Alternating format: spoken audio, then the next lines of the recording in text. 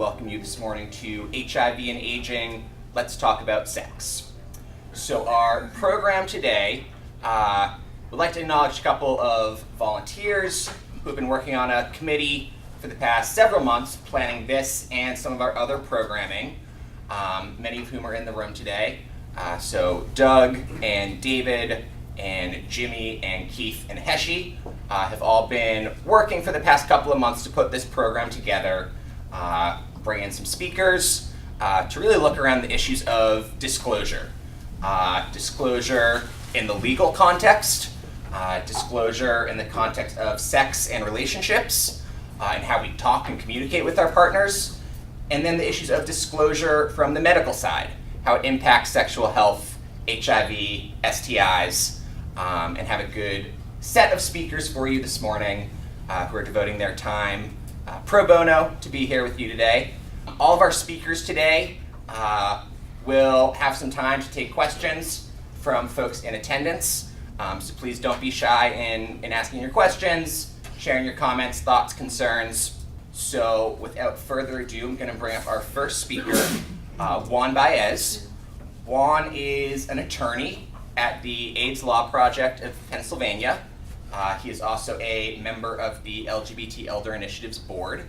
And he's going to kick us off today talking about the legal aspects and how they relate to disclosure. So HIV criminalization is pretty much the same as discussing issues of disclosure.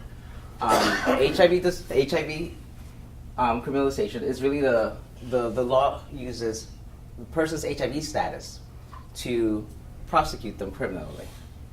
Or they can use someone's HIV status to augment or charge someone with a crime where they otherwise wouldn't be charged with, but for their HIV status.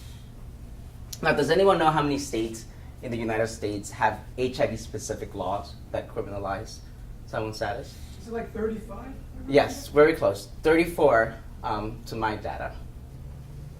So yeah, 34 states have HIV-specific laws mandating disclosure to one's sexual partner before engaging in sex. So that can be a little scary. Putting out the information on social media like Adam for Adam, Grindr, or Scruff, or whatever other sites are out there could be a way of presenting to the world that this is my status, so if you are engaging in sexual activity with me, you know what you're getting yourself into. Okay, so one of the things that you are all probably wondering, why is it that we have HIV-specific criminal laws? Does anyone have an idea? It dates back from the 80s. Yes, very close. It goes back to the 1990s when the Ryan White Act was introduced. So the Ryan White Act is the Comprehensive AIDS Research Emergency Act, and what it does is a federal rule that provides funding for HIV treatment and prevention. It was first initiated as a way to deter people from intentionally infecting others. So as part of the mandate that the federal government had in order to release funds to the states, they required that states create laws criminalizing non-disclosure of HIV status, but more importantly, not the intentional exposure. Intentionally exposing someone, or at least proving that, can be a little difficult. So what we have seen in many states is that intentionality doesn't really matter. For the most part, it just has to be the exposure. And the exposure really means just being HIV positive and engaging in sex in many states. Okay, so specifically to Pennsylvania, we do not have a HIV-specific law criminalizing someone's status. We do and we don't, okay? We do and we don't because in Pennsylvania, generally, there is no law that specifically criminalizes someone's status or not disclosure, unless you are a prisoner in jail, or if you are a sex worker, or someone who frequents sex workers, if you are a customer of a sex worker. Reckless endangerment is actually one of the workarounds that the law has created to charge people living with HIV with non-disclosure or exposure or transmission. So there is a case. Well, let's talk a little bit about what reckless endangerment means. It is a conduct that places or may place an individual, another person, in a danger of death, but the danger of death doesn't really apply in many contexts. It's really about the serious bodily injury. The court that has the most traction in the state is Commonwealth versus Cordova, which is rather recently. It's 2006. The case was about a gay man who was charged with reckless endangerment after failing to disclose to his sexual partner that he was HIV positive. The case went that they engaged in oral sex with ejaculation on the face and chest. The complaining person said that there were no sores, there was no semen exchange, but the Superior Court, when it was appealed, sustained the charge of reckless endangerment. The court decided that the sexual activity did pose possible harm of transmission. So this is the law currently, and with this law, many of the prosecutors, DAs, have charged individuals with aggravated assault when there is a complaint that someone has been exposed or HIV has been transmitted to another person without them knowing that other person's status. So I say possible defenses because statutorily, meaning the statute doesn't really have a defense that outright says if you disclose your status, you will not be criminalized. So this is, there's no such thing. But we haven't really seen. Usually the way that it comes up in charges is that my partner did not disclose. And that is usually the driver for the prosecutor to make the charges. One of the things that I say here is that proving disclosure can be rather difficult. And it can be rather difficult because many of the interactions with people, I know that some people may disclose their status on social media or hookup sites, but for the majority, people don't do that. That's the reality for some.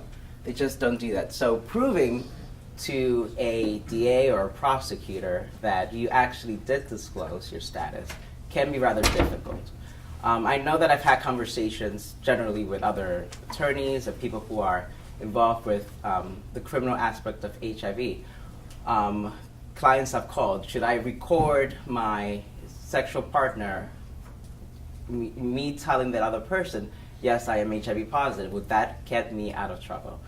It is a strategy, absolutely. Can you have them write a contract saying, I disclose my status to XY before engaging in sexual activity? Sure, that can happen. I haven't heard of anyone I haven't heard of anyone that has been prosecuted for disclosing. It's usually the opposite. People make the allegation that they never disclose. Whether or not that may be true would be, we can't really say. Okay. The other laws that, did I say aggravated? Okay. The other laws that has been used in Pennsylvania as a workaround to charge people with HIV for exposure has been aggravated assault. And what aggravated assault is the attempting or causing of serious bodily injury to another. It is a first-degree felony, and the criminal liability for that could be 20 years of imprisonment. In the 90s, there have been many cases that led to conviction for aggravated assault, solely because of the person's HIV status. Usually, if it's not aggravated assault, it would be simple assault, which carries a much lesser penalty. Many of the cases that we saw in the 90s were really acts of biting, throwing feces, spitting, things that we know from a scientific standpoint has no negligible risk of transmission. So, yeah, and the sole reason why the person's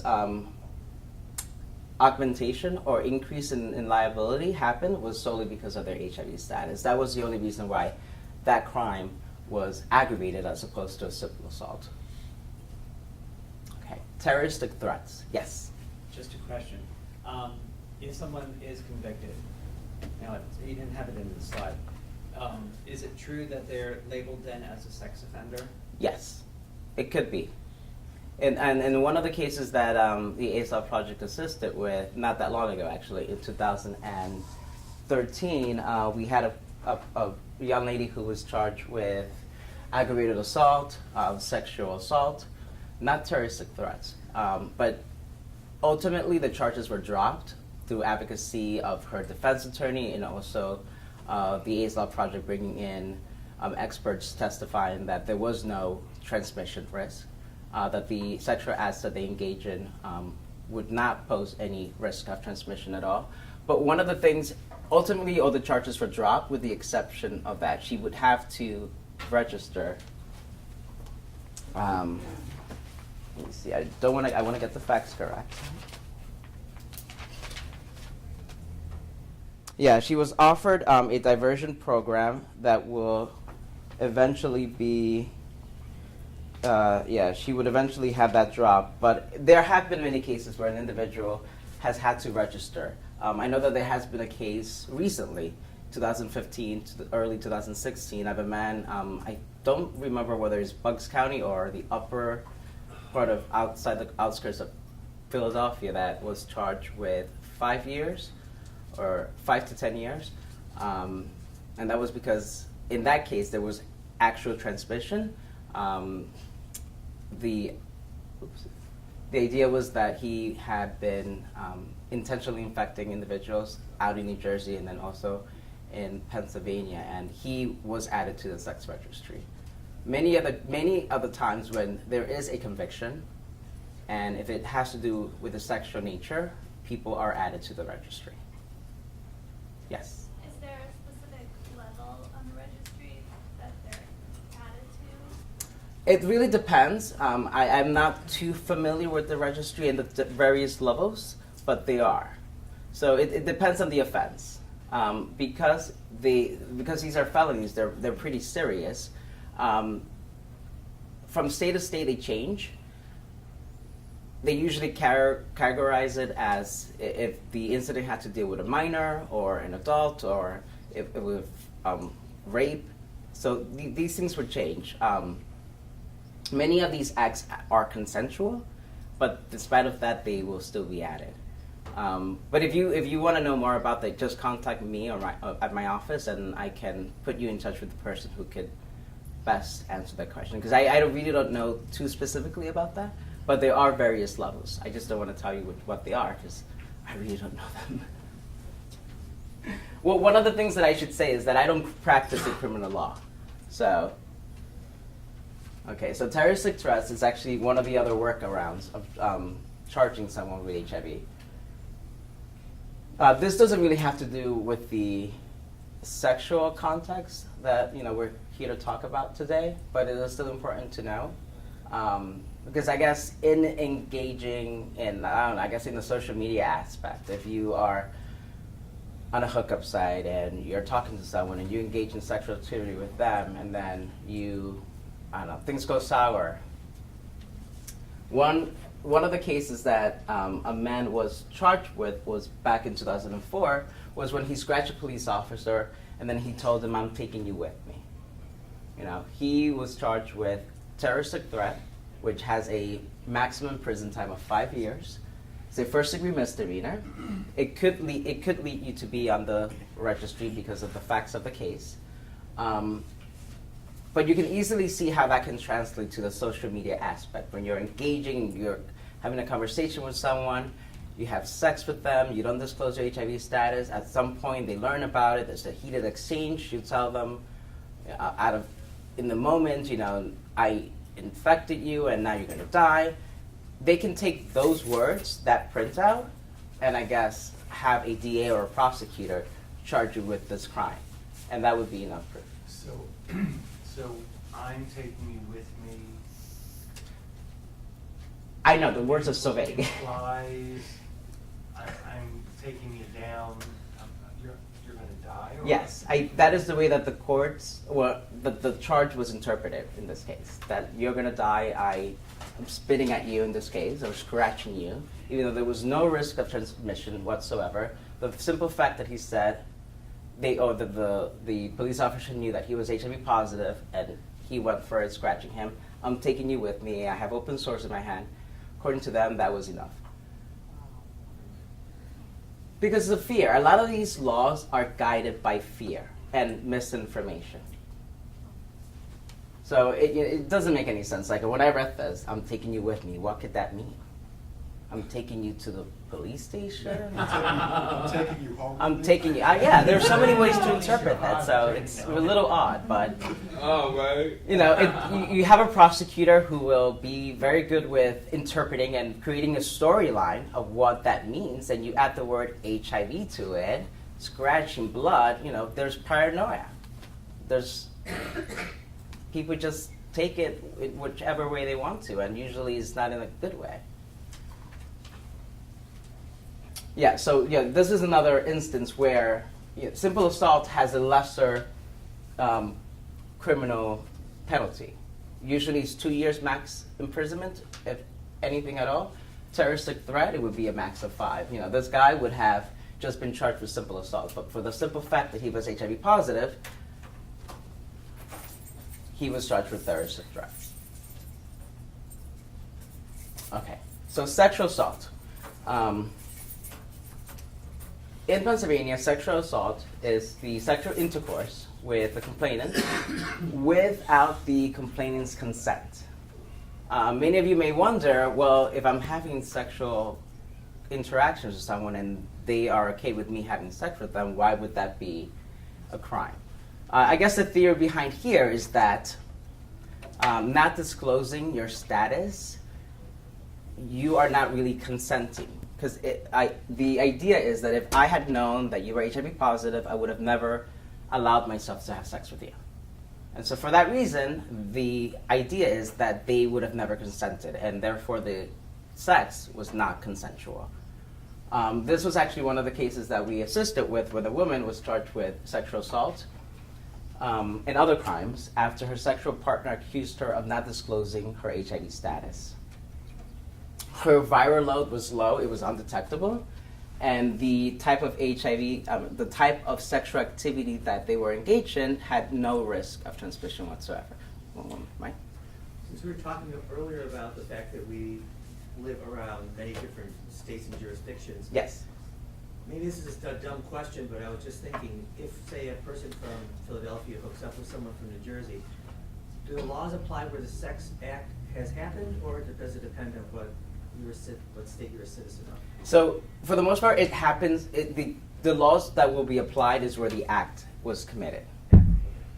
Unless there's a federal law, which there aren't any federal laws. Actually, the federal government has been proactive about sending out memorandums to the states and prosecutors, advising them that, criminalizing or charging someone with a HIV-specific law is really outdated and doesn't support the facts, and it just leads to stigma. But on that question, it really depends on where the act was committed. So if it happened in Pennsylvania, they would apply Pennsylvania law. Okay. So in this case, the sexual assault charges were eventually withdrawn. This was the case that we assisted the client with. Now, I noticed up there it's talking about HIV and all. Yes. What about people that are dual infected with HIV and also Hep C? Does it also apply to the Hep C part of it? So all of these laws, for the most part, these laws are not HIV specific, but because of the person's HIV status, they are treated with more harshly. Right. And my theory, and many other people who do work in this area, believe that any other sexual transmitted disease would be considered the same. Now, the thing is that with other diseases, the stigma isn't as strong as it is with HIV. So I'm sure that, someone has sex and they tell their sexual partner, I have herpes, or they don't disclose that they have herpes. They're not going to turn around the next day and say, hey, you gave me herpes, and I'm going to go to the DA or the prosecutor or the police and want you convicted or arrested. For the most part, I think that the DA or the police officer is probably going to ask the questions, why did you have unprotected sex with X, Y, and Z, or why didn't you ask that question? or so many other things. But when it comes to HIV, that same scenario would not really go that way. The scenario would be, well, of course that person should have told you. You know, they don't see it the same way. So even though there are other STDs out there, we haven't really seen that the prosecution or the charges have been to the same level as when someone is HIV positive. So it is possible to charge someone with other STDs or bring liability based on those diagnoses, but we haven't really seen it. But it is possible. And what I've been reading, I just want to make a point, because Sure. you said, you used the word unprotected sex. What I've been reading, everything with an HIV positive person,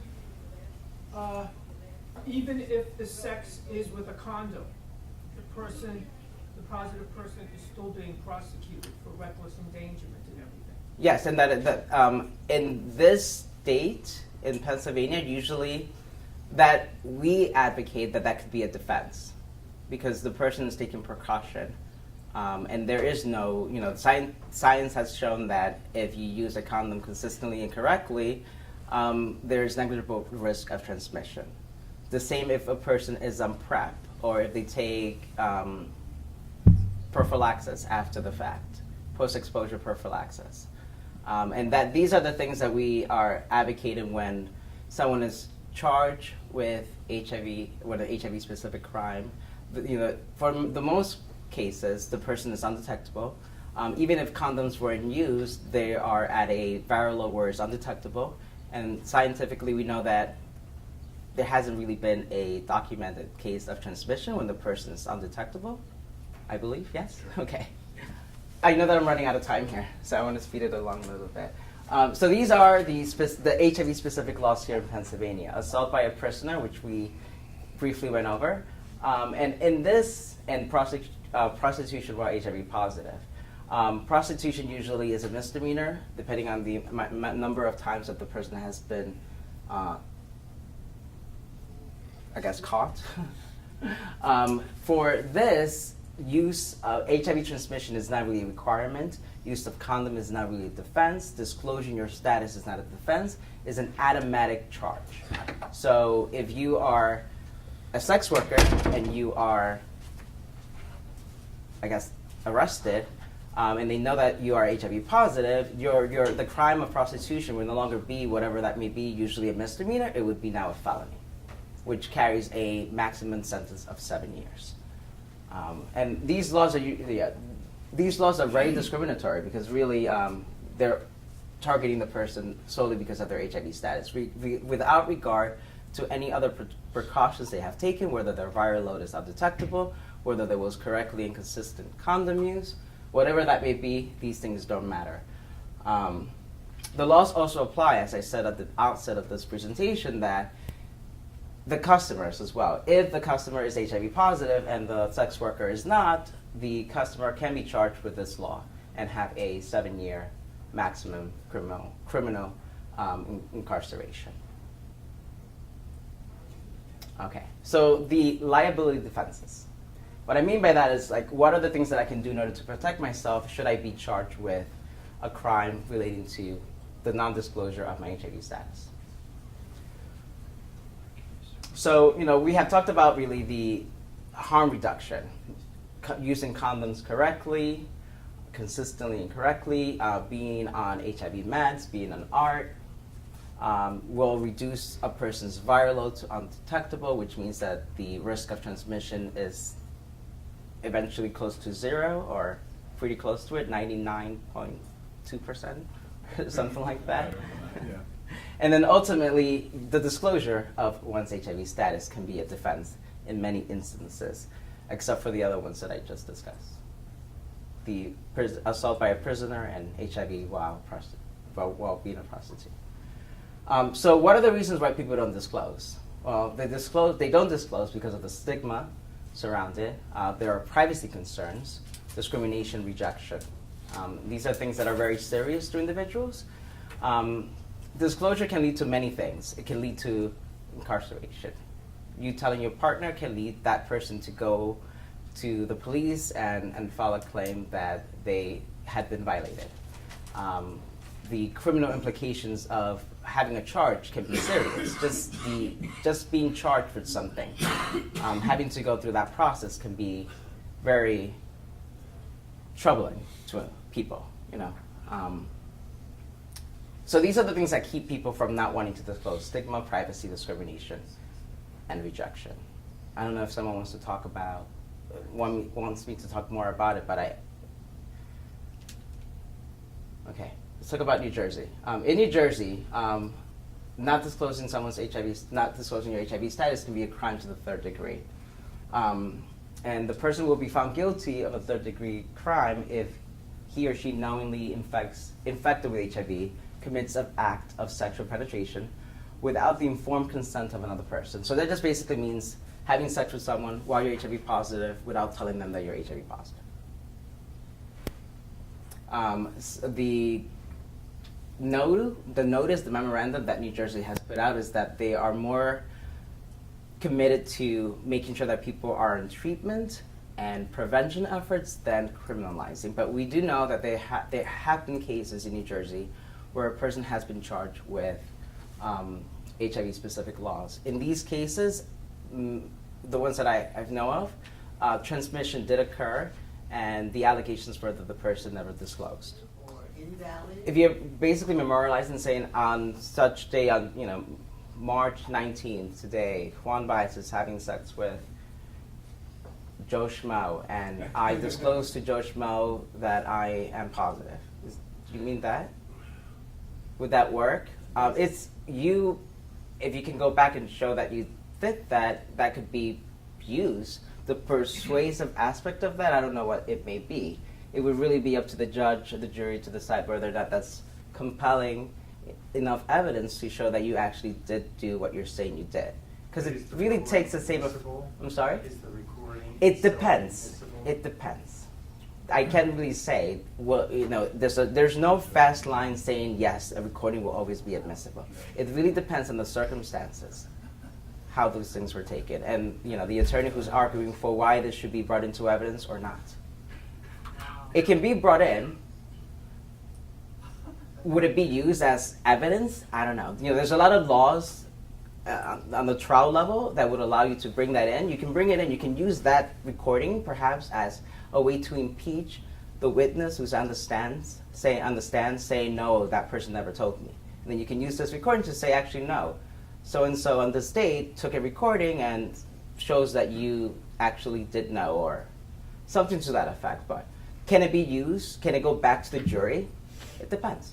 I don't know. Yes, Doug.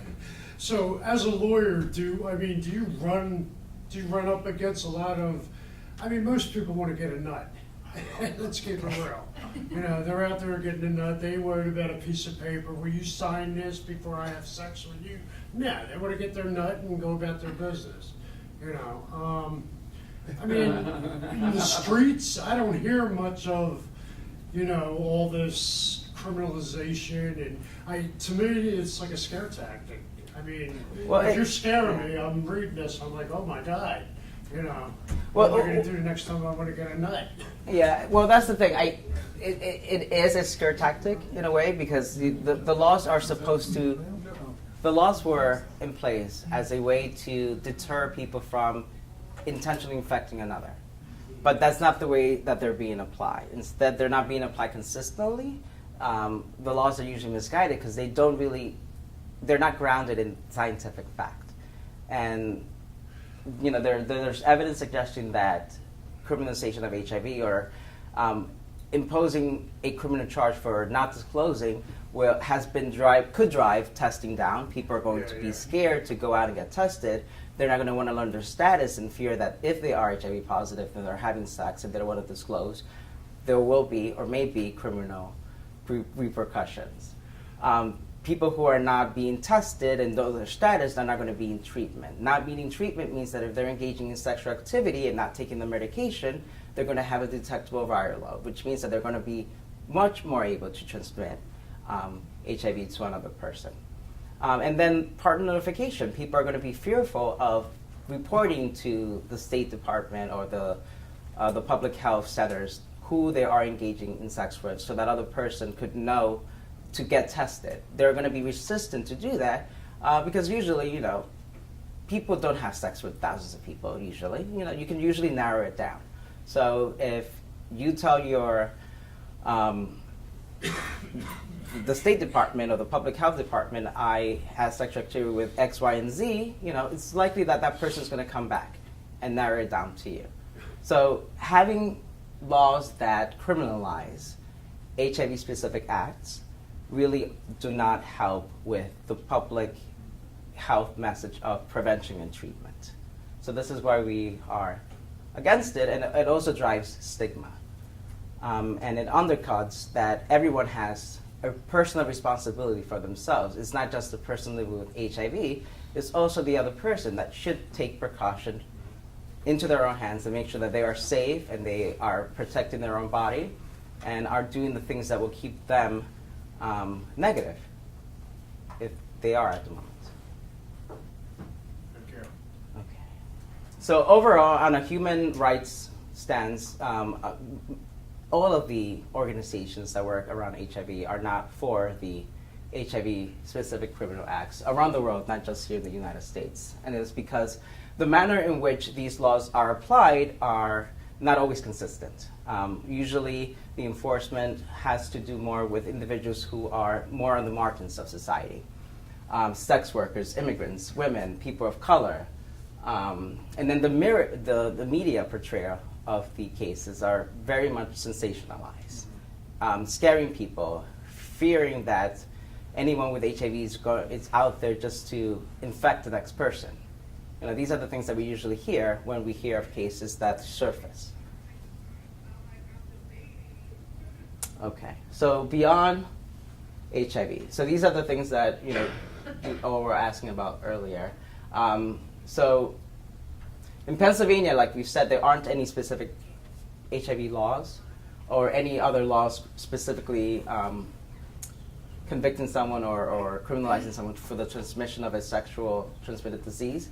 But just like in the other instances, like reckless endangerment, assault charges, or sexual assault, these are the laws that can be used in any other sexually transmitted disease, like chlamydia, herpes, HPV, syphilis, gonorrhea. All the other laws that we discussed here today can be used to also bring criminal liability to a person who does not disclose that they are living with any of these other diseases and engage in sexual activity. Okay? Okay, thank you very much. Oh, one other thing that I forgot to say. So if anyone needs legal assistance, the AIDS Law Project is here to take calls. We are an agency that provides free legal services to people living with HIV. And generally, if people have questions specific about HIV or AIDS, they can call regardless of their status. So long as the question deals with HIV, we'll be more than happy to answer it free of charge. Thank you very much, Juan. So now that we've heard a little bit about the legal landscape, Stephanie's going to be talking to us more about how to actually have these conversations, how to disclose, what are some of the strategies that we all can use when talking to our partners. So this program that we're doing today is one of 3 programs that we're doing this spring around aging with HIV. And so I wanted to put in a plug for a program we're doing in April. You will notice in your purple folders, you would have gotten a flyer about this event that we're doing on April 11th called Healthy Mind, Healthy Body. And so we're doing this over at the Office of HIV Planning over at 12th and Callahill. And this program is really going to be looking at how to maintain healthy lifestyles. So nutrition, exercise, diet, but not only on the physical health side, but also mental health.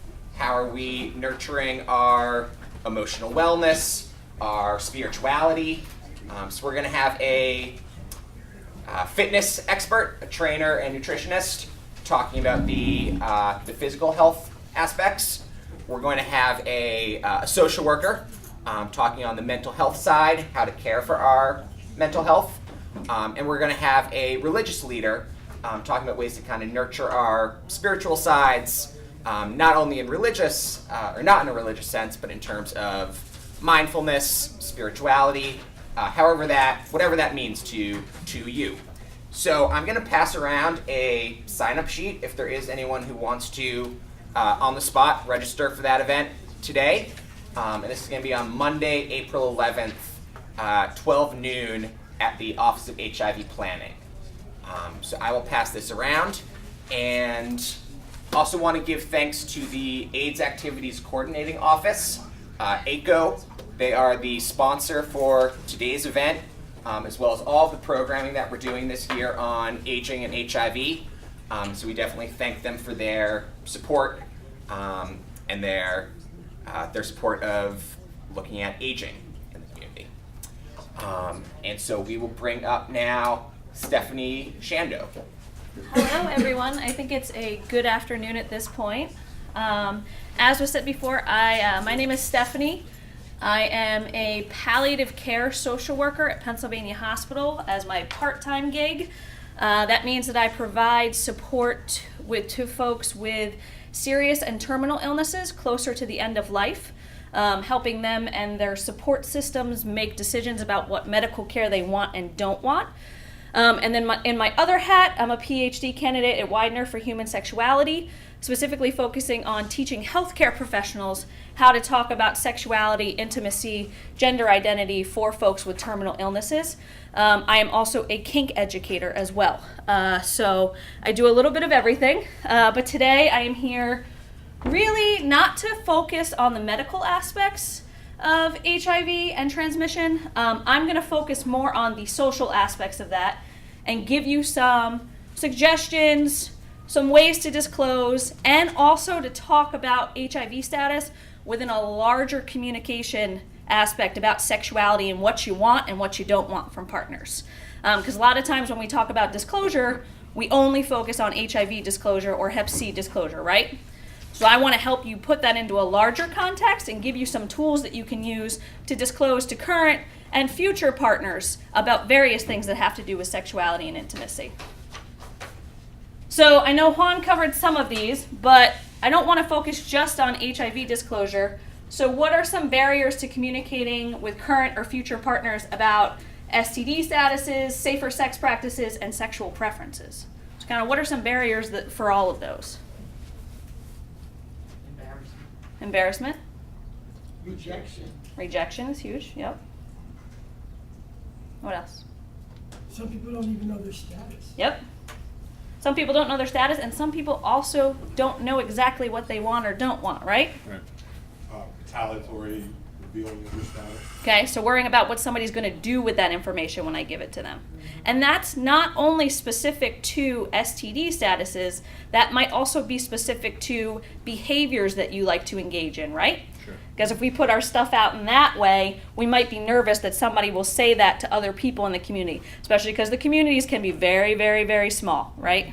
Mm-hmm. What are some other reasons?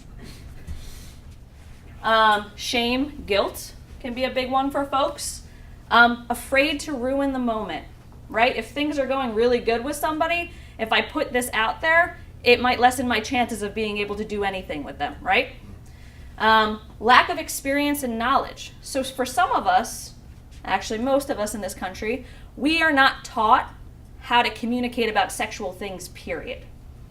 Right? How many of you had comprehensive sexuality education at any point in your academic career? And I will tell you that that applies typically regardless of what age crowd I am talking to. So we think that things have gotten better. They have to a certain extent, but most of us, especially within sexuality education, don't get taught how to communicate about these things. And that can be the scariest part of this, right? So myths and fear. So kind of my own fear and myths, and then possibly the myths of other people and what they might think about me if I disclose this thing. And then interpersonal and intrapersonal boundaries. If I came from a family where you didn't talk about sex, it's going to be a little bit harder for me to develop that as I get older, right? So these are just some points that I want us to remember as we're talking. You don't have to tell anyone about your HIV status until you're ready, or engage in behaviors that put other folks at risk. The tricky part there is if your partners are uninformed on a lot of these issues that we're talking about today, their definition of what is risky might be different than your definition of what is risky, right? And that's where we run into a lot of issues. There's no one way that works for disclosure for everyone. And that's important to remember too, because what's right for me may be very different for what's right for you in these conversations. So I'm going to give you a couple different options, and I'm going to give you some tools to take with you that if it's right for you, you can use those in ways to disclose not only about your STD statuses, but also what you like, what you don't like, what your preferences are, what your relationship status is, because that all comes into it as well. Some people like to do it more casually and are more comfortable with that. So we'll talk about disclosing on online dating sites as well. And some people like to make it more of a serious conversation. And that also probably depends on who you're disclosing to, right? Because we have different types of folks in our life that we'll disclose to. Is this a one-night hookup that I'm disclosing to, and it has to be quick and dirty? Or is it somebody that I'm planning to have a longer-term relationship with? So those kind of disclosures might be different. So most important for us to remember, again, healthy sexual communication does not just include disclosing my STD statuses. It involves a lot more, and that's why I want to help us to put it into a larger context today. So I'm going to go over two basic options. So the one option is for folks who want to make it more of a serious conversation, just focusing on the disclosure of your HIV status and or Hep C status, right? Because those tend to be the two that people, especially those of us who may not have as much information, think of as more serious and more concerning. I did some research on a couple different people who have kind of listed steps on how to go about this. A lot of people focus on the first step is to start with your own comfort about it. With anything around sexuality, I have found that if I portray that I am more comfortable talking about it, the people with whom I am talking also become more comfortable about it, right? So it starts with us practicing and being more comfortable with disclosing it to other folks. So for some people, that might mean seeing a therapist and role-playing with a therapist about how to disclose this in different ways. Building a support system.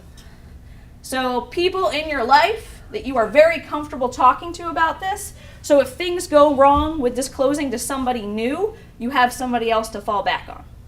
So for some people who have multiple partners, this may be partners that you're very comfortable talking about this with. This may be family, this may be friends. Depends on your support network. But really kind of take inventory of that. Again, make sure that you know how to help educate others. Unfortunately, that's what we end up doing a lot of time when we disclose things about ourselves.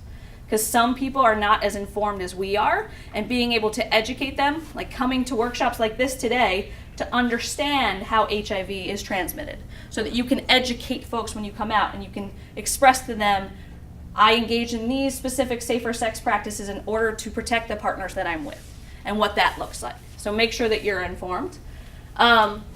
Things to take inventory of. What are you afraid of that will happen? So specifically focusing on some of those barriers that we talked about.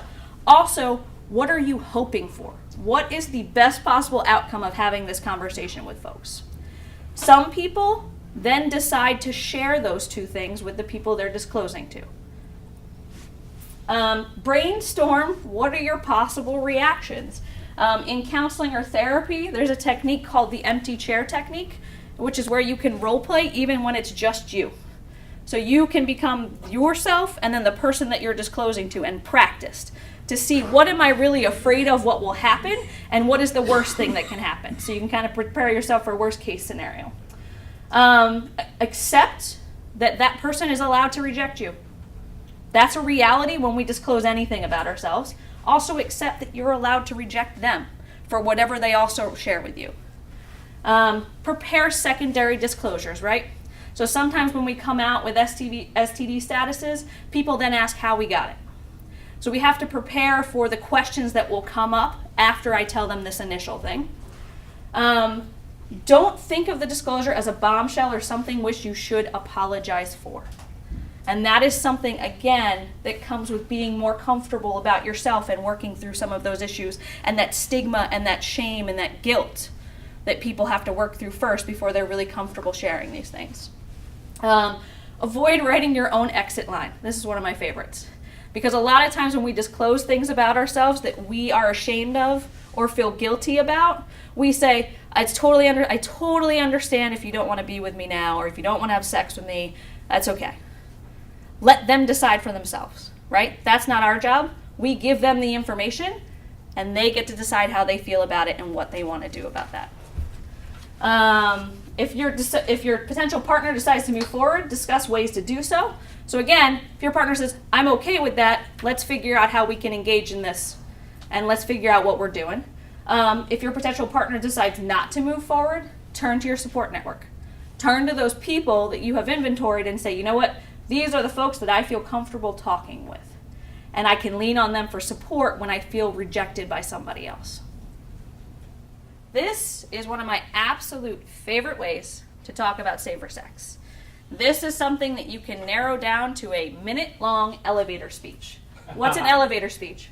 A speech that goes on fast track. Okay, so what would I use an elevator speech for typically? I'm sorry, what was that? What would I use an elevator speech for typically? Drugs. Drugs? What else? Jobs. Jobs. So if I'm interested in getting hired in a position and I only have 60 seconds to talk to somebody in an elevator, I'm going to narrow it down to tell them what my most important things about me are, right? Yeah. This is your safer sex elevator speech. So I'm going to pass this out. Oh, okay. This was developed by a gentleman by the name of Reed Mahalko. He's a pretty well-known sexuality educator in the United States. He travels all around.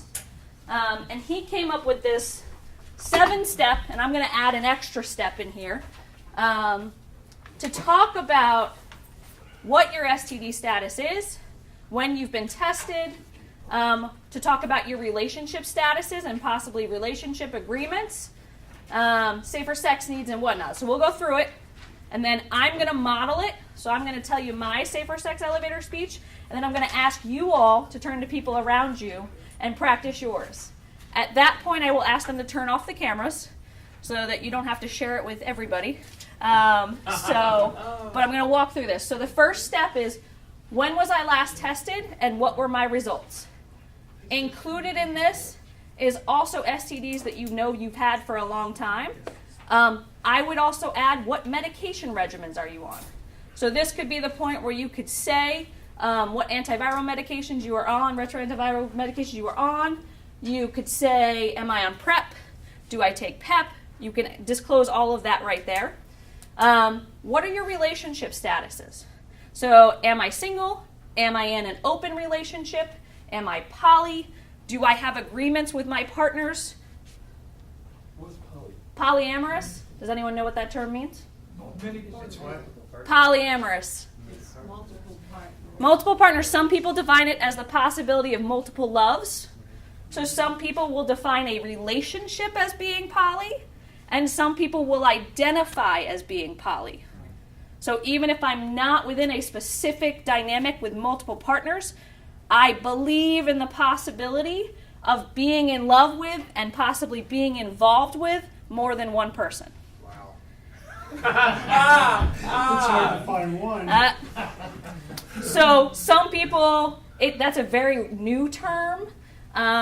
Some people just refer to it as non-monogamous. Some people refer to it as open.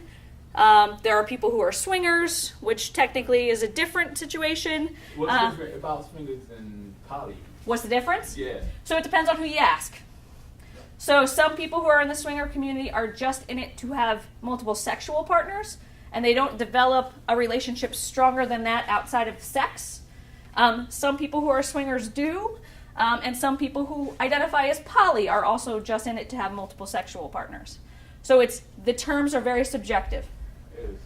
Yep. Depending upon who you ask, the terms are very subjective. Non-monogamous is kind of the umbrella term for all of that. So this is also where you can talk about how you identify. So what's my sexual orientation and what are my pronouns? This is also where you talk about your safer sex needs and protocols. Do I always use condoms? Do I use condoms for anal sex? Do I use condoms for oral sex? Do I use gloves? Do I use dental dams? What are things that I require in order to be comfortable with sex? Any risky sexual encounters you might have had since you were last tested. So this is where you could inform your partner and say, you know what, I did have unprotected sex last month. Since I've been tested, I just want to give you a heads up about that. Something that you like sexually and sensually or might be up for exploring with said person.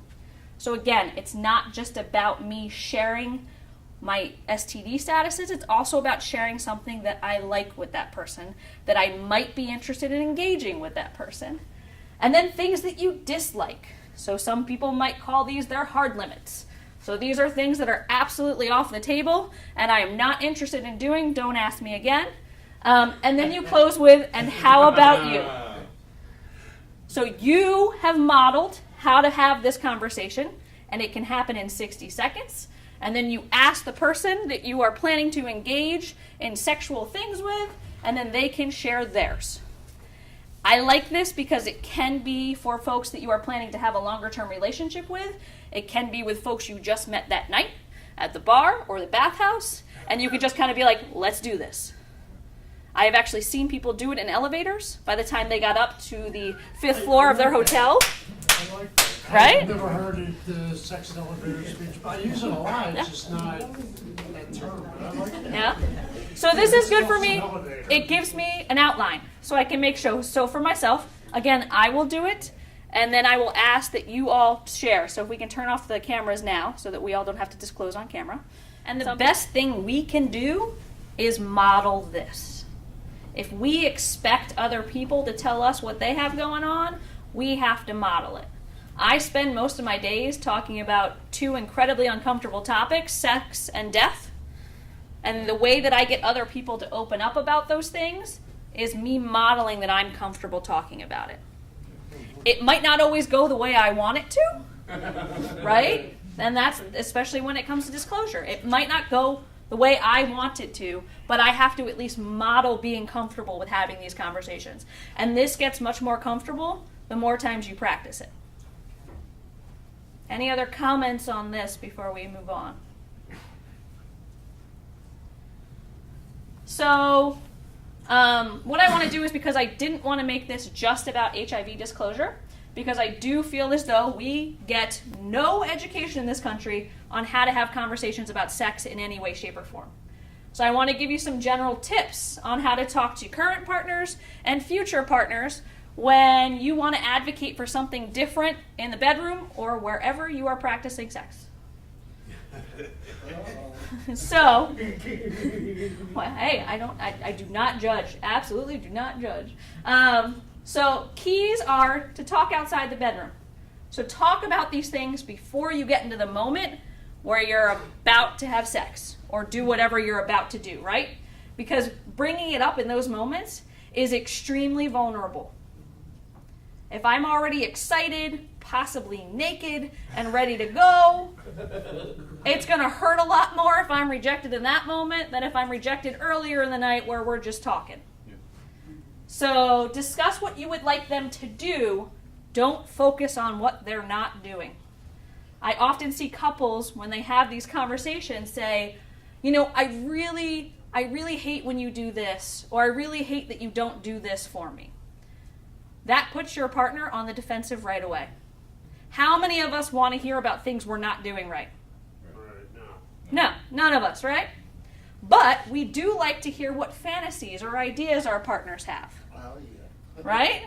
So we want to hear what they want to explore with us or experience with us. Start with I statements. I'd really like it if we tried this, or I've really been thinking about this thing and I want to try it with you. Start small and slow and see where their comfort level is. This is especially important for people who engage in kinkier and BDSM activities, right?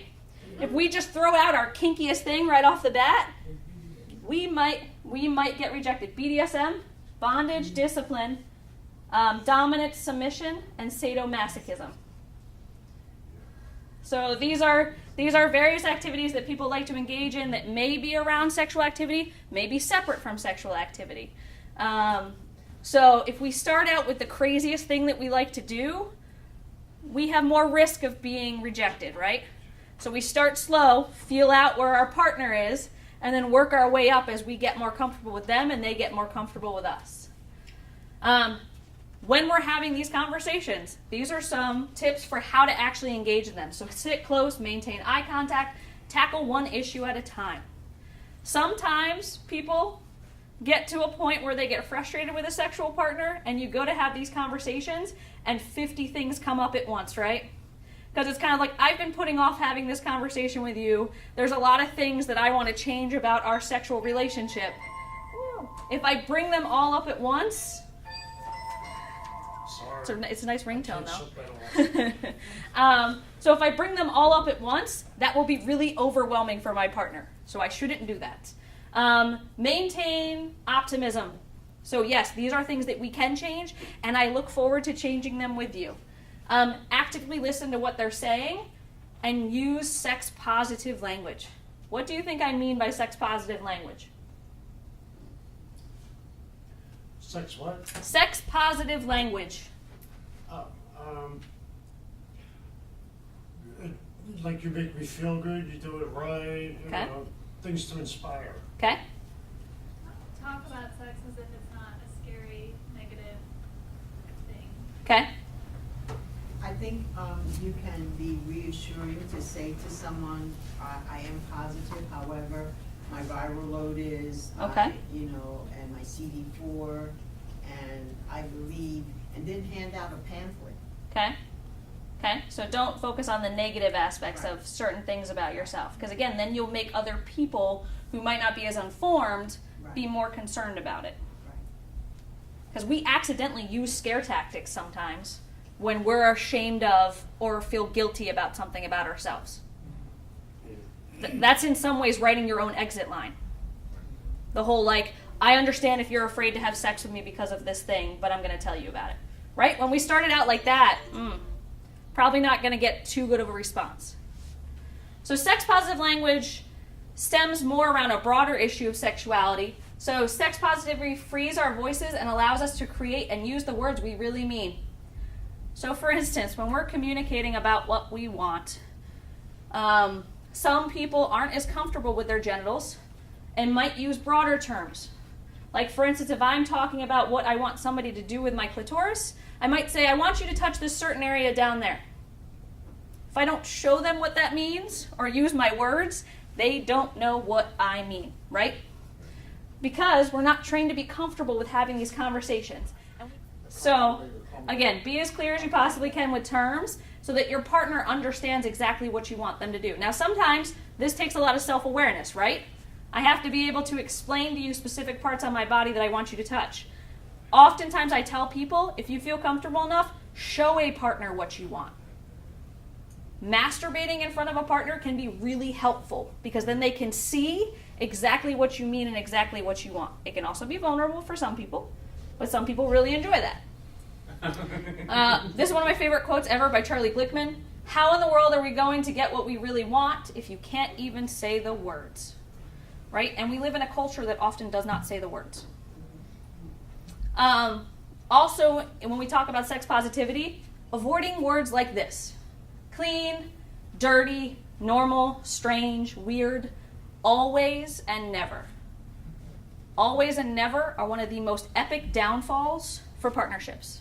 Whenever you start a fight with, you always do this, or you never say that, you have lost. Because they are going, what is your most immediate response when somebody says that? You shut down. You shut down, or you come back on the defensive and say, well, actually, the other night I did this, so you're wrong. And that doesn't get you anywhere.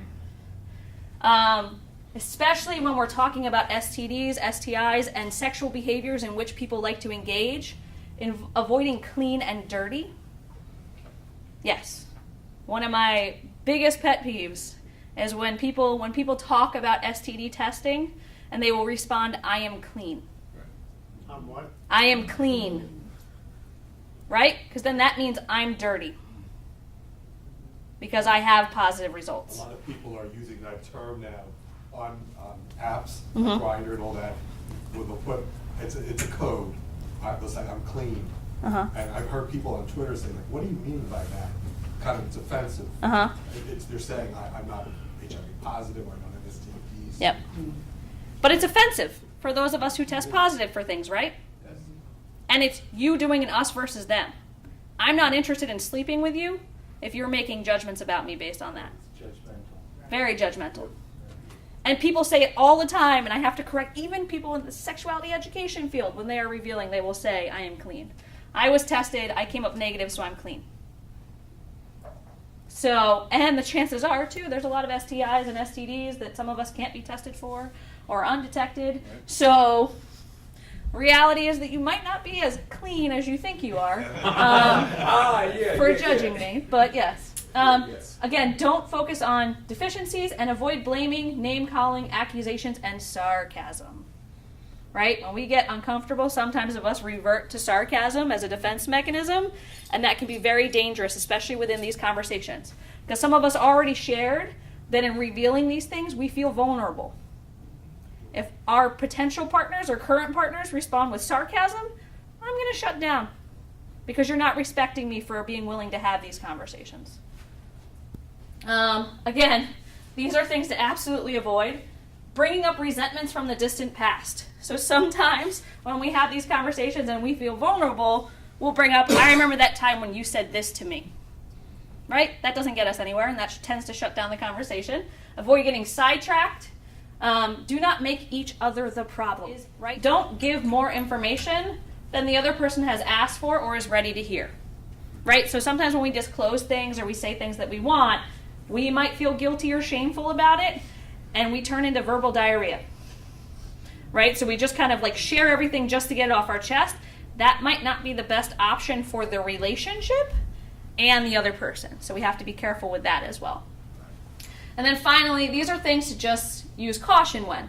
Sometimes when we're having these conversations, it's appropriate to bring up past sexual partners or other current sexual partners.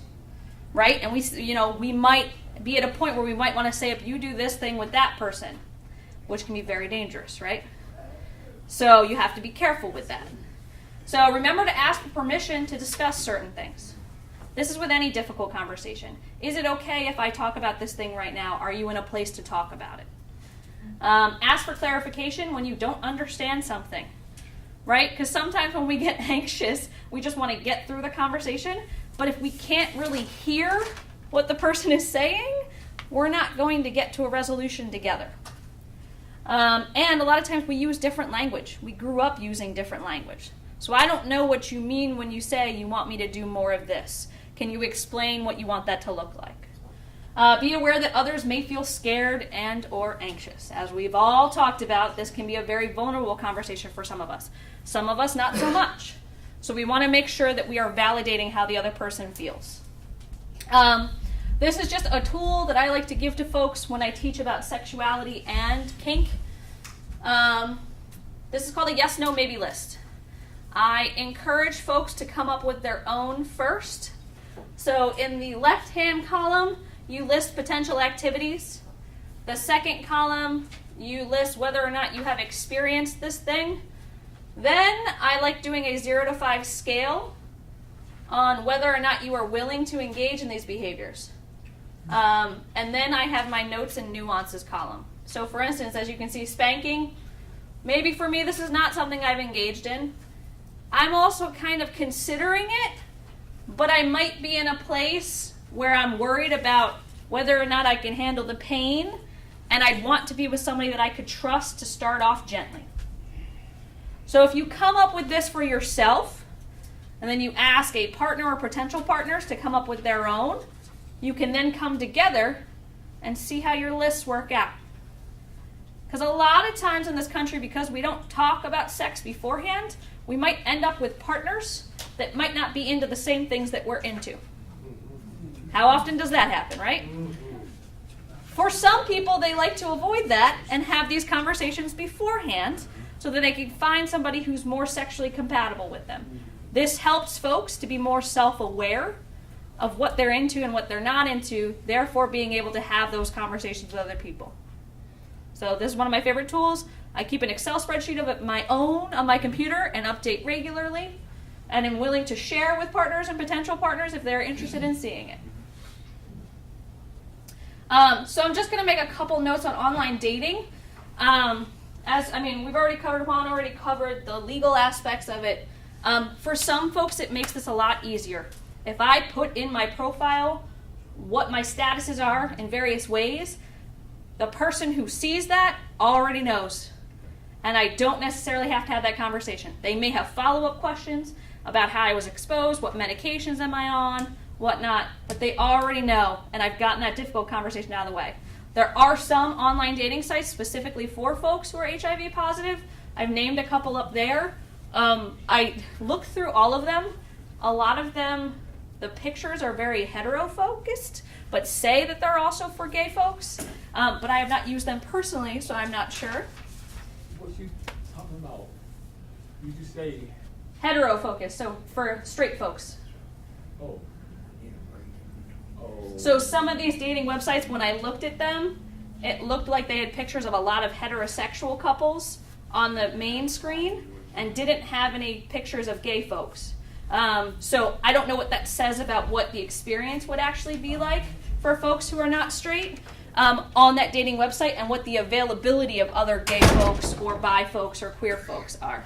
Do you have the name of the site you on? What? The what? The right up here. On the left. Oh. Yeah, on the right-hand side. Alright. So I listed some of them again. These were all ones. Voltage is specifically for gay men. I'm not going to ask if you want to share personal experience with it, if you've tried it. It's specifically for HIV-positive gay men. And gay.com allows you to search users based on listing HIV positivity.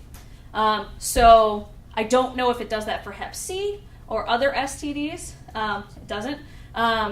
Some of the other places, you can list HIV positive and make it a link as a keyword so that people can search for you based on that, but they don't have it as part of your basic profile information. So obviously, for some, this gets it right out in the open in the first place, so you're not going to be rejected based upon this later on. Some folks are concerned about public exposure. A lot of times on online dating sites, if you don't put a picture of yourself, people will not respond to you. So this would be a place where then your picture and your status are linked together. And that might be dangerous for some folks and uncomfortable for some folks. So this might not work. So our next speaker is going to be Dusty Latimer. Dusty's with the Mazzoni Center and has worked with the Elder Initiative on programming in the past. And now that we've explored these topics around sex and disclosure from the legal perspective and in the context of sex and relationships, we're now going to look at it from the medical side and how these topics relate into sexual health and a person's overall health. For those who don't know, this June is AIDS Education Month, and Philadelphia Fight and other organizations in town do a whole range of HIV-related programming throughout the month. One that we, as the Elder Initiative, are planning to be a part of is the Prevention Summit on Wednesday, June 22nd. So just keep this just a note to keep an eye out for information on that event coming in June. So this is a terribly, two tough acts to follow. Luckily, we're running out of time, so I'm going to have to be quick. But a lot of the stuff that I was planning on covering, we actually went over already. So I'm going to be focusing, we've talked about the legal aspects, we've talked a lot about the, kind of social aspects of disclosure. I'm going to literally be focusing on some medical concepts. And then, much like Stephanie, I'll probably ask the cameras to go off and open up the floor to see if people have specific questions around sexuality, around sexual health, that they kind of felt like sharing in a more open space like this. So to begin, I make a point all the time in my practice to separate HIV and STDs. Think of them as two completely different concepts, and we'll talk about them as two completely different concepts. The first thing that I want to talk about around disclosure is around the medical aspects around HIV and HIV transmission. So I know we've kind of touched on this a little bit already, but there are a handful of ways that we can really dramatically reduce the likelihood of HIV transmission in a serodiscordant relationship. So in a relationship where one person has HIV and the other person doesn't. The first and seemingly obvious, but it makes sense, we have to point it out, is getting people tested, having people know what their status is. So when somebody has, when somebody's aware of what their status is and we're able to get them onto proper medication, we know that they are far, far less likely to transmit the virus. And that's regardless of use of barrier protection or use of PrEP or any other safer sex approach. So we have probably 2 years ago at this point, a huge study, greater than 1,000 people, looking at serodiscordant couples over the course of 5 years or so. And the only intervention that was taken in terms of stopping transmission for all of these couples was getting the person who was positive on a highly active antiretroviral regimen, getting them undetectable. And for all of the patients who remained undetectable in that study, there was no HIV transmitted to the negative partner. So I'll commonly have patients in serodiscordant couples come in and they'll ask me, do we need to be using condoms? Does the negative person need to be on PrEP? And the answer to that, technically, if the question is need, no. They don't need to be, but it's all about comfort levels. It's about people, it's about whatever they're comfortable with. But the likelihood of transmission when somebody is undetectable is pretty much zero. Of course, nothing is 100% in life, as we talked about with PrEP a little while ago. So PrEP, obviously, it's important for just to start at the beginning. PrEP is use of an HIV medication called Truvada that we use in patients who are HIV negative. And they take it every day as they would any other, as somebody who's positive would take, Truvada in combination with something else every day. And this is, kind of the novel, buzzy, I think we've all been talking a lot about this over the past 4 or 5 years, approach to HIV prevention. So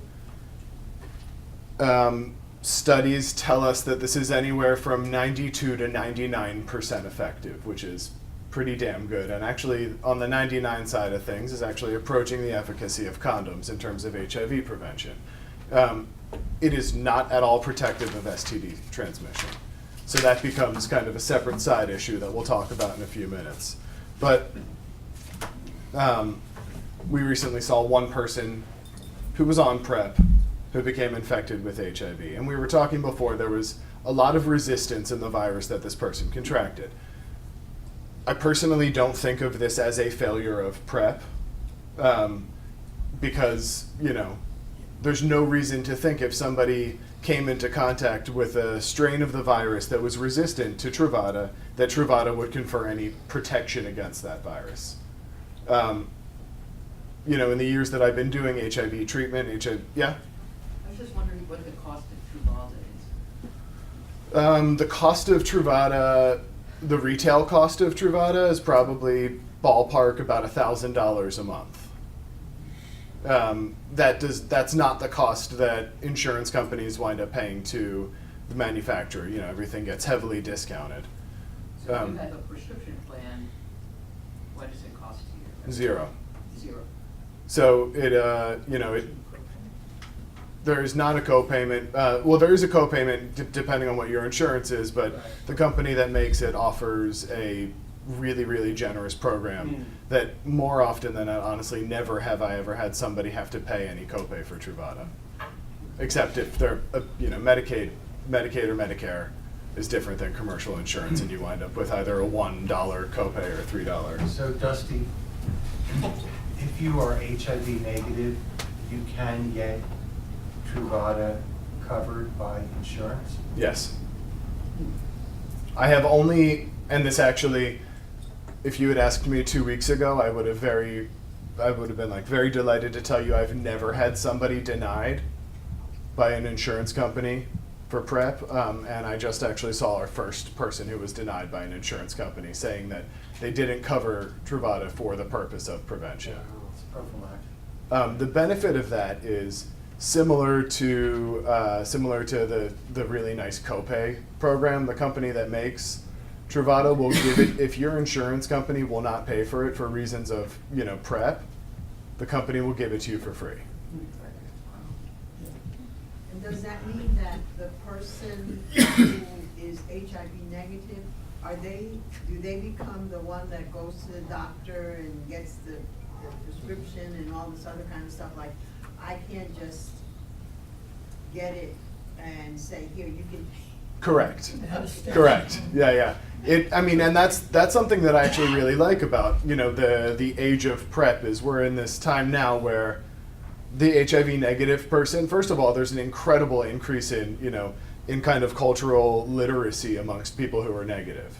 I mean, I'm seeing, these 19, 20-year-old kids who are coming to me and talking to me about their partners being positive but undetectable and on Complera, and I'm like, 10 years ago, people who were negative didn't know any of this. This is all, people are, it's forcing people to educate themselves. And, but it also puts the onus onto, one thing that I was thinking about a lot in terms of preparing, to chat with you all today is, I want to make sure that, it is not, in a serodiscordant, relationship, in terms of disclosure, it is not just the job of the HIV positive person to talk about this. It's as much the negative person's responsibility to bring up this topic and to make a safe space and, to disclose what their status is. Similarly, I like that it forces negative people to, talk about sex all the time. We're getting STD screening done all the time, whereas we weren't seeing this population as often before they were on PrEP. The downside, well, not downside, it's an upside, but the end result of that is we're actually seeing a pretty big hike in STD diagnosis, which is, is that because we're looking more often because we're seeing people every 3 months, and and we're offering and strongly offering STD screening every time, or is it because people are using protection less often and as a result, we're seeing lower, new HIV diagnosis rates, but we're seeing much more STD transmission? I think it's actually probably a combination of the two. So, do you think it's a misinformation thing where they think, oh, I'm on PrEP, and PrEP's going to if it's going to prevent my HIV transmission, is that probably going to carry over to STDs and STIs and all the other things? Do you think there's a misinformation or I think that for the most part, people understand that PrEP is only protecting them against HIV. I think that they are, in terms of, obviously we all, life is all about taking calculated risks, crossing the street's about a calculated risk. But I think that people who are on PrEP and, deciding not to use other forms of prevention, or I think the approach would probably be something like, if I get gonorrhea or chlamydia, I'll treat gonorrhea and chlamydia. And of course I can't answer that for everybody, but that's what my kind of conversations with my patients have led me to believe. Prep questions? Yeah? So if a patient asks you, how long should I be taking Truvada before I feel like I am comfortably protected, how long do you tell them? 3 weeks. 3 weeks nonstop. 3 weeks nonstop. And it's incredibly important that, so there've been a ton of PrEP studies and a ton of, success rates in PrEP studies. Some of them are on the lower end and some of them are up towards 99%, like I was saying. The only thing that, every single failure that we saw in the PrEP studies, the people had low levels of the medication in their blood. So it's no great mystery that if somebody's not taking the medication regularly, it's not going to confer as much protection as somebody who's adherent to the regimen is. But another thing that I get asked a lot is who should be on PrEP? And, we could kind of, wax poetic about who should be on PrEP all day long. The answer to that, the easy, kind of quick and dirty answer is anyone who wants to be. I have people on PrEP who aren't sexually active. I have people on PrEP who have never had unprotected sex. But what's the point of that? What's the point of that? I mean, There's a lot of except for STDs. value. Well, it doesn't give any protection against STDs, but there's a lot, obviously, there's a great amount of stigma around HIV, and especially for gay men, there's been a lot of kind of fear around STD or HIV transmission over the course of our sexually active lifetime. I've had a lot of patients who aren't at risk but still want PrEP report to me that just taking the medication makes them more comfortable with the sex that they're having. They're not worried about HIV transmission anymore. So they're taking all of the right steps, and now they're taking a medication. We're making sure that there's no toxicity of the medication, and it's liberating people and allowing them to enjoy their sex a little bit more. So I think that that's worth it alone. Is it sort of like an ounce of prevention is worth a pound of cure or something like that? I think so. So my question would be this: do you see a lot of heterosexual clients asking for PrEP in your practice? Would you have any heterosexual clients in your practice? I have heterosexual. And are they asking for PrEP as well? Or? No, not on the whole. I think I have, probably two or three heterosexuals on PrEP, and all of them are in serodiscordant relationships where their primary partner is positive. Is it just not being marketed to them? It's not. No, I mean, it's not being marketed to anybody. I mean, in the sense, most gay people have heard about it. Yeah. Even if they're not using it. But are heterosexual people hearing about it No. the same way that we are? Not at all, actually. So interestingly, I think about this. Every time there's a new HIV medication that hits the market, you open every issue of Out magazine, you go on every gay website, any of the apps, and you see these kind of running ads for Complera, for Genvoya, whatever the newest Defci. You don't see it for Truvada for the purpose of PrEP, and I think that they were a little bit afraid to do that. I think that it was kind of deemed a little bit too controversial for them to be marketing prevention. I felt like I've seen Truvada on TV and came away from the commercial not having any idea what it was. Exactly. Okay. Yep. It's been purposefully very vague, which is why, so Truvada was approved for PrEP about 4.5 years ago. And there was kind of this quiet 1.5, 2 years where I was constantly bringing it up to my patients.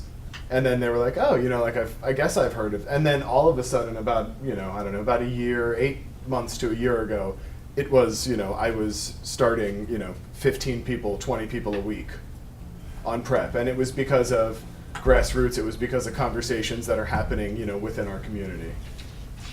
Steve, Actually, do you require, how often do you require blood draws Every 3 months. for people on Truvada? Yeah. I'm just curious, have there been studies, or have you seen, is it hitting the younger market, or is it also being targeted towards, or is the elder generation taking, advantage of it? Or does more education need to be put out for the elder community that it's available and it works? Yes. So it's oddly, and this is all anecdotal, this is all just my cohort, what I'm seeing clinically. It's the kind of standard patient that I'm seeing who's coming in asking me about PrEP. Yes. The point of their visit is to come talk to me about PrEP is usually somebody between the age of, 25 to 50. 50, okay. And I think that that's because those are the people that are commonly, that are, on top of their health, they're concerned about long-term preventative health measures, and they're also kind of internet savvy. I think that because this has been a grassroots kind of social media boosted groundswell, I think that older populations probably would rely more on word of mouth from their friends. So what I'm hearing from you in your practice is that we need to get out more education on, for the older community. Correct. That it's available and that it works, and okay. Correct. So especially because we are seeing new HIV diagnoses often in the older community. It's not something that's only affecting young folks. Of course, it's primarily affecting, it's actually primarily the population that we kind of see it at the highest rates in is the under 24 population. So those are the people that, we're not seeing as often asking for PrEP, and the people who are kind of at the highest risk for transmission. So that's the population that, from a public health standpoint, we've been focusing the most on trying to reach. Thank you. So, question, so you have someone that comes in, I come in and I say, Dusty, I want to go on PrEP. Do you then do blood draws, lab work, and then once you get those results back, then prescribe? Do your prescription for PrEP for a client? Well, what I would do, if somebody comes in and they talk to me about wanting to go on PrEP, of course we have a conversation around things. I make sure there's no real reason not to, because there are some reasons why we wouldn't put somebody on PrEP, but they're very few and far between. We'll do an HIV rapid test in the office, which will give us it's an antibody test, so it covers us pretty predictably to about 6 to 8 weeks in terms of a window period. I also will send out a 4th generation antigen test, which gives me up to 2 weeks, a shortened 2-week window period.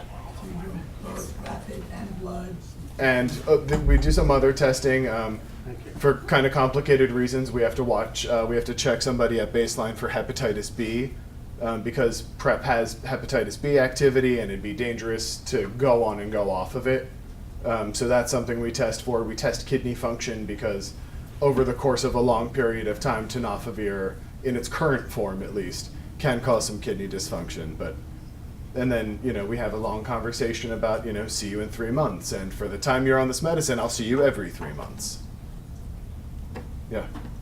What's the 4th generation antigen test? The antigen test is, so the classic test that we've always done for HIV, if you go to, any one of the testing vans or, wherever, is an antibody test.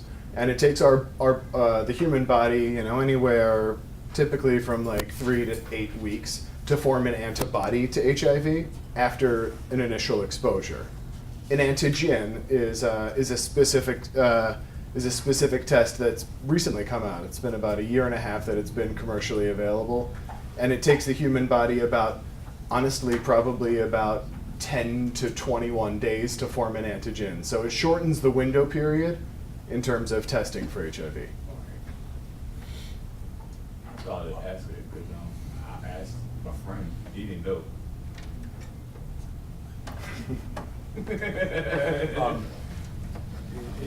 About the HIV marketing towards heterosexuals, was it because they felt that by taking Truvada they're gay or become gay, or the marketer didn't, they determined that, or they don't know what happened? I don't think so. I mean, like I said, there's been no marketing towards gay populations either for Truvada for PrEP. Heterosexual population? Neither. No, neither the population. Not even the gay people? No. It hasn't really been marketed. Like at a national level. On a national level, I mean, you might see an ad. It's all by word of mouth almost in the community? Yep. There's been a couple more ads now. Yeah, New there's- York subways. Last year, they Yeah. started doing some marketing like 3.5 years after FDA approval or whatever. And it But was in a Shonda Rhimes show. it is definitely on a Shonda Rhimes show, which First, that means things. yeah, you gotta love Shonda for Yeah, that. Exactly. And if I can interject, I think part of the reason Of why course. it really wasn't publicized, it was because it was stigmatized, PrEP was stigmatized at the very beginning, that it's promoting promiscuous activity. Correct. That's kind of why it really Right. wasn't promoted. Was And there- because it was giving, at the beginning of PrEP, we weren't aware of all of the, the Potential side effects. the side effects or whatever, but they thought that if we promote PrEP or Truvada. We're promoting people to not To- have protected sex anymore. Right. Yeah. Do you promote it to heterosexual couples who come to you? Yeah, I talk to everybody. I talk to every one of my patients that comes through there about sexual They're health, just unaware of it. and it's part of a sexual health conversation at this point. Okay. I mean, it's also, it's a matter of economics. If you promote it as a prophylactic medication, then the company's gonna have to provide it. And it's a whole patient assistance, and then the company's gonna be out the cost of. They're fine. Don't worry about No, that. I No, know, we know I know that. that. I We know know that, that. I know that they are. We I know know that. that they are, but, you know, from a bottom line, Yeah. the more money they have to put out to pay for drugs for patients, Yeah. the less. They want us to use this medication. I mean, like the pharmaceutical company's dream would be as if I had every single person in my practice on their medicine, regardless of whether they were paying for it or not, because at some point their thinking is, at some point in any person's life, they're going to have insurance and get the medicine paid for. Create an expanded market for the pharmaceutical company, actually. Exactly. So, I mean, the money's not in the cure, the money's in the pills, so. So the reason why there was a lot of hesitation around promotion of PrEP, a lot of like AHF out in California and a lot of other big name national HIV/AIDS organizations, right as approval happened, kind of immediately came out and said, like, we don't support this. We're against the use and the promotion of this medication. And again, it was because, going back to what Dave was saying about, they didn't want to it to seem like they were encouraging people to have unprotected sex or, encourage promiscuity. But we all know that, Was I don't that know. kind of like telling people don't use condoms, so we don't. Right, or we shouldn't give people clean needles because it's gonna, or we shouldn't give kids the HPV vaccine. We know that's bullshit. I mean, like, we know that that's not how the world works, but it continually becomes, it's a kind of a puritanical, like, knee They jerk that can't we make see. money off of well people. Well, they can if they're preventing. Yeah. Yeah. Turns out I did a good deal of research in that at the time of approval of PrEP. And I went to the FDA ready to speak for its approval. Sure. And I was signed up, but then I was unsigned up by the FDA, said, well, we don't have enough time. But I looked into why the AHF, AIDS Healthcare Foundation, was so much against it. And I think there's more going on there. What I came up with, and I've got it online, I'll dig it up. I don't have a reference right handy, but I can get on my computer if anyone wants to find out. I've got it with me and find you the link to it. Of what I wrote for the FDA of investigating on this, and I believe that the force really behind that campaign against PrEP was Gilead. In the beginning, it wasn't known that it was going to be paid for to the extent that it was. Right. And their gravy train was Truvada on the treatment side. Right. And they didn't want to do anything that would, might interfere with, because of the great public health need, might interfere with their right to do whatever they wanted to do and charge whatever they wanted for their drugs. Yeah. And there was a campaign in India, not against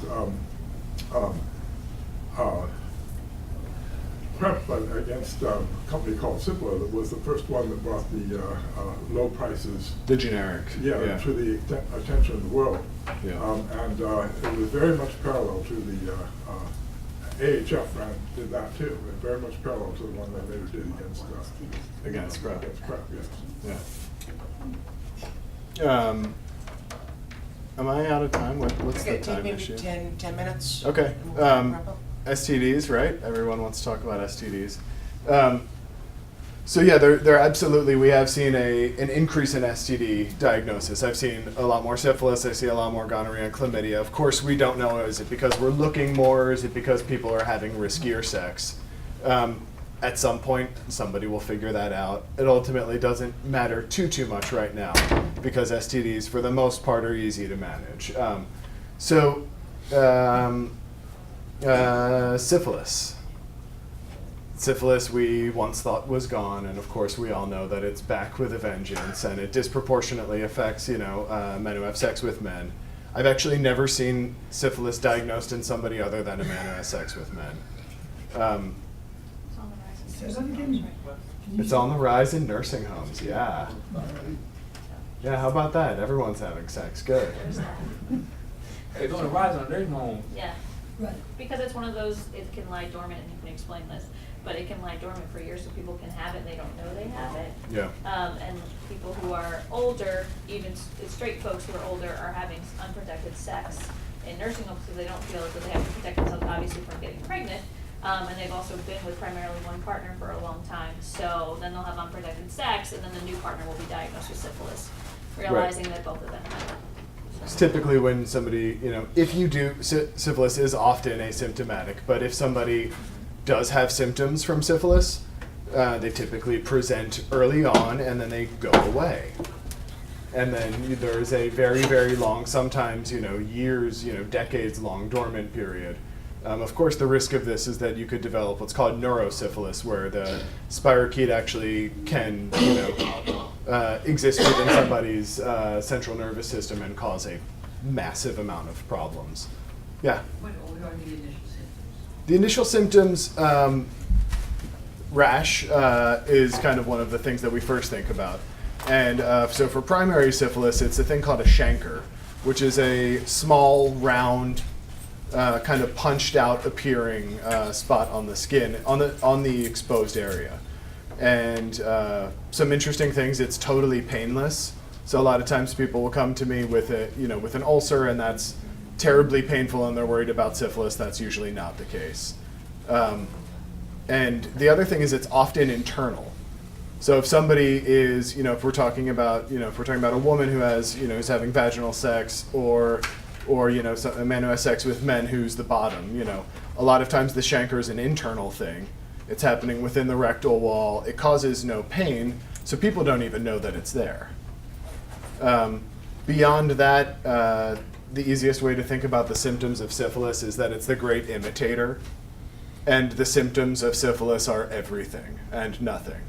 So people will often tell me when I ask them about STD screenings, I'm like, we should do a syphilis test. I'm like, I'm not having any symptoms. I'm like, right, that's why we should do it. You did a great job while you do this.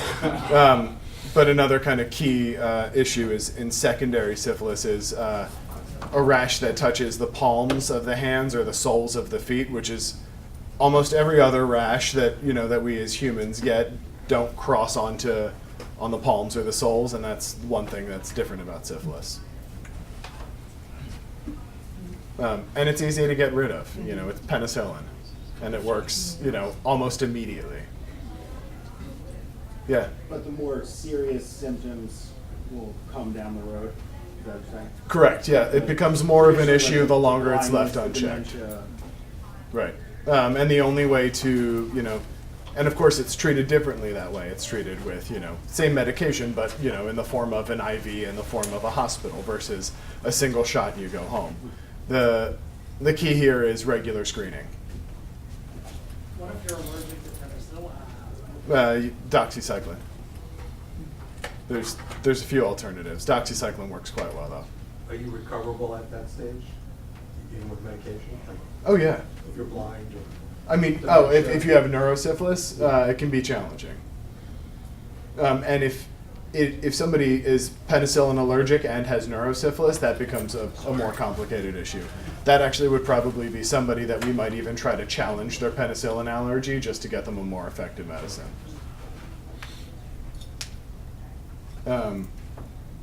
So gonorrhea and chlamydia are, not terribly interesting. They're kind of dumb bacteria. They're very, very easily transmitted. One thing that I kind of drill into, every single person that I talk to about STDs is that, gonorrhea and chlamydia, different than everything else, can be in one place and not in another place.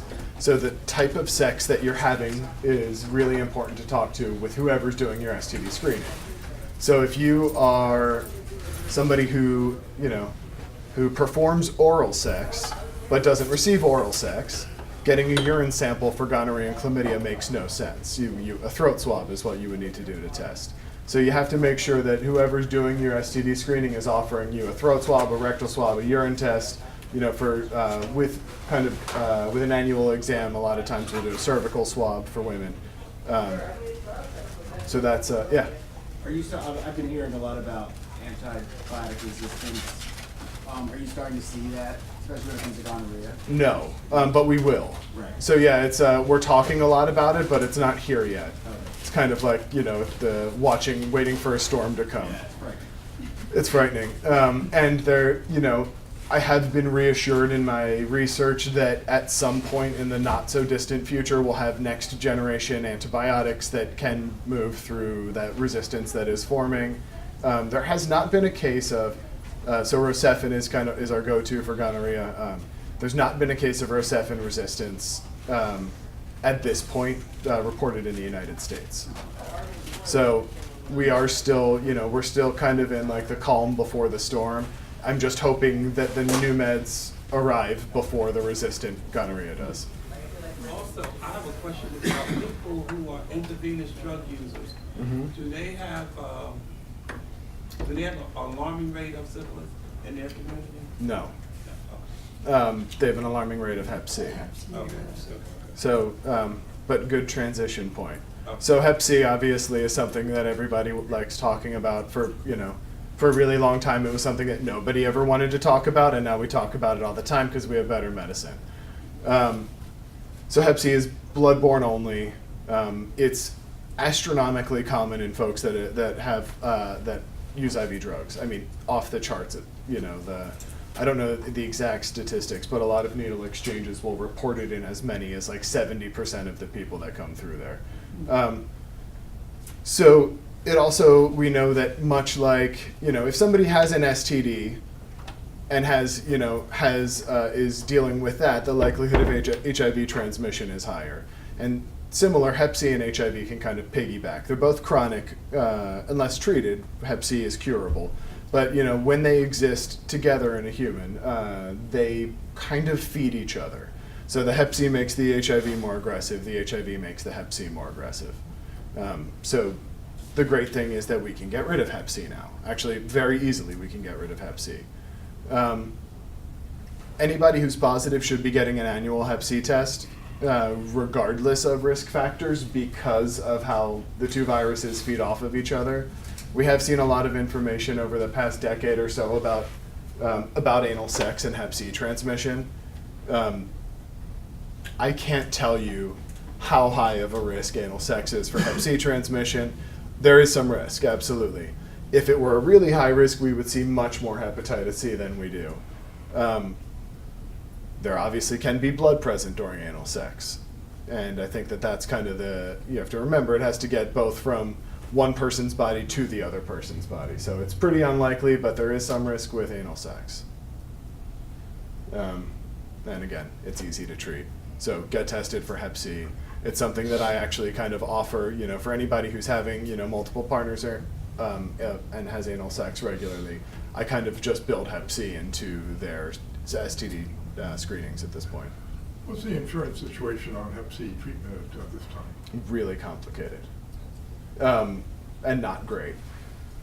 It depends on the insurance. Commercial insurance is a breeze. Medicare is a breeze. Medicare has been really, you know, on the forefront. They've been really progressive about treating hepatitis C. Medicaid is where things get complicated for hepatitis C treatment, and it depends on the Medicaid HMO at this point, what the coverage is. It's getting better though. Dave? We're going to share that because Medicaid, there's a letter through SBBP that there's a special program now that between now and July 31st, you can get, if you can get into the program to get the 6 months of the medication. 2 to 3, yeah. Yeah. For free. Yes. So that's really, yeah, it was recently added to the SPBP is the Special Pharmaceutical Benefits Program. It's Philadelphia's ADAP. And Hep C treatment was added to their formulary about a month ago or so. It's terrifying to me. It's astronomically expensive, and maybe I'm a little bit conservative, but I'm afraid of us losing Ryan White funding. So the idea of how much we could blow through if we just treated everybody with Hep C with ADAP funds scares me. Important to note too is that, you know, with very few exceptions, most everybody who qualifies for SPBP would also qualify for Medicaid. And one second. If you have Medicaid, they cancel your SBPP. It's true. Correct. You can't have both. Of course. You are correct. But what we're in this position now where, you know, we could theoretically have somebody who doesn't yet have Medicaid, who presents to the clinic and who's co-infected, right, who has HIV and hepatitis C. So if one option now is we could get them SPBP before enrolling them in Medicaid, treat their Hep C and their HIV at the same time, then when they finish Hep C treatment, we could transfer them over to a Medicaid HMO so that they would have full coverage.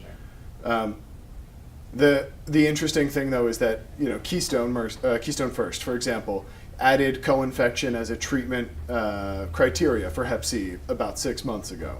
So anybody with Keystone who has Hep C and HIV, they're going to pay for the medicine. So theoretically, we shouldn't be using the SPBP funds unless absolutely necessary, but that's my own feeling about that. About the payer of last resort.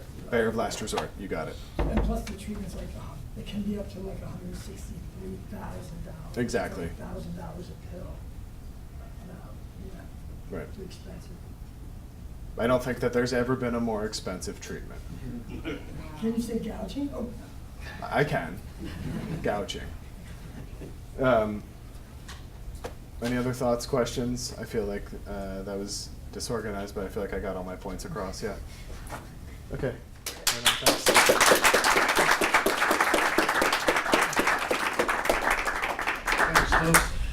That will about wrap us up. But can we again give a big thanks to Juan and to Stephanie and to Dusty for spending their Saturdays with us. So a couple things before we go have lunch. In your folders, you should have an evaluation form. We would really, really appreciate feedback about today's program. Keith will go around and collect these as you finish them. You can also give them to me at the front. And this just really helps us to see what we did well with today's program, what we could change, and also what some of your ideas are for programming to see from us in the future. Also in your folders, you do have a little donation envelope, not at all mandatory. But if you would like to make a donation to the Elder Initiative today or at any point, it helps us to continue to be able to offer these programs free of charge, to get them videoed, to be put on our website, to share with more individuals, and to provide food at our events. But thank you again so much for coming today. Hope to see some of you in April for our next event, and at future events with the LGBT Elder Initiative.